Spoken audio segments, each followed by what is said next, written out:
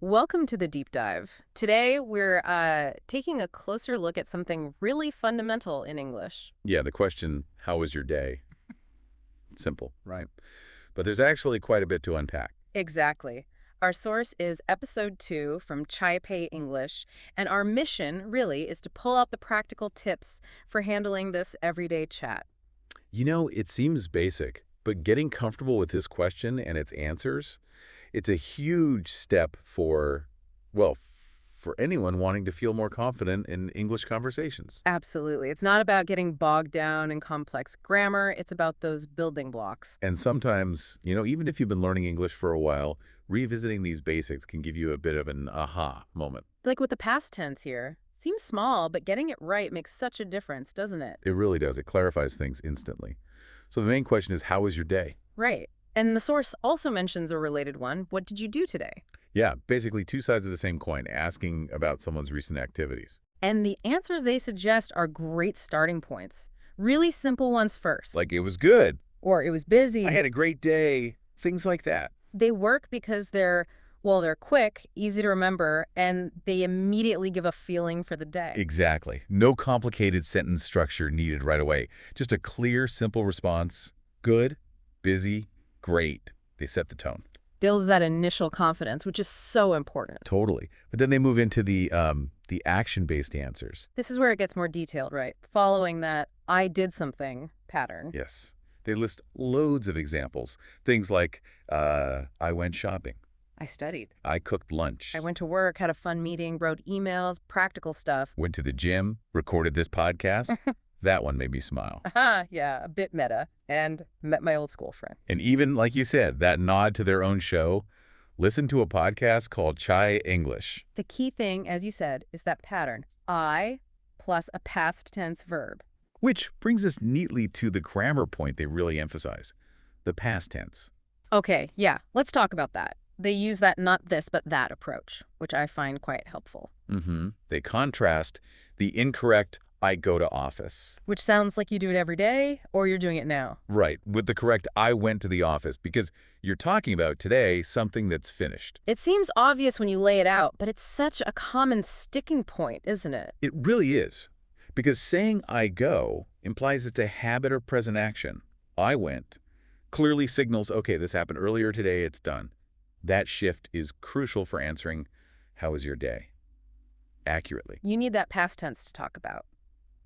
Well, the past. Simple as that, really, but easy to overlook when you're just starting out or, speaking quickly. And knowing the rule isn't enough, is it? You have to actually use it. Exactly, which is why I like their practice with us bit. Oh, yeah, where they give the examples. Like, question, how was your day? Answer. It was fun. I met my old school friend. See? Past tense. Met. And the other one, question, what did you do today? Answer. I listened to a podcast called Chai Pei English. Again, listened. Past tense. It makes it feel, I don't know, less like a test and more like just practicing a conversation. And hearing it modeled like that really helps, doesn't it? It helps you internalize the structure, the sound. Plus, the little joke keeps it light. And they don't just leave it there. They actually suggest things for you, the listener, to do. Right, active learning techniques, like saying the answers out loud, maybe in front of a mirror. Or recording a voice note on your phone. That's a good one. Yeah, because then you can play it back, hear yourself. Yeah. Or even just writing the answers down. All good ways to make it stick, rather than just passively listening to us talk about it. It's about engaging with the material, making it your own. Speaking aloud builds fluency. Writing help is lock in the grammar. And listening back helps you spot maybe where your pronunciation could improve or where you hesitated. Then there's the challenge of the day. I thought this was a neat idea. Super simple, but effective. Just ask someone. Ask someone, how was your day? In English. And then try to answer it yourself in English when they ask you back. Or even if they don't, just try formulating an answer. That little push to actually use it in the real world, even in a tiny way, that builds real confidence. Definitely. And they suggested sharing it on Instagram, which adds that sort of community encouragement aspect too. Yeah, it makes it feel less like you're learning in isolation. And finally, they give a little hint about what's next, Oh, right, the sneak peek. Talking about family. which is another one of those core everyday conversation topics, isn't it? It makes sense as a next step. Keeps you hooked, wanting to find out more. Smart. So yeah. A good progression. Okay, so let's just quickly recap the main takeaway here. It's really about understanding this very common question, how was your day? And knowing the basic, correct way to answer it. Especially focusing on using that simple past tense. I went, I studied, it was. Those little steps, mastering those, Mm-hmm.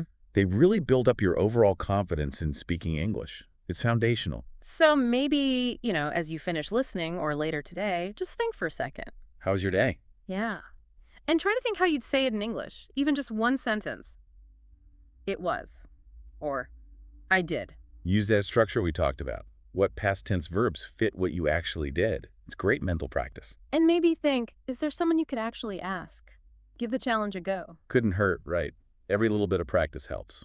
All right, I think that wraps up our deep dive for today. Really useful stuff from just one simple question. Absolutely. It shows how much you can learn from focusing on the basics. Until next time, keep exploring, keep learning.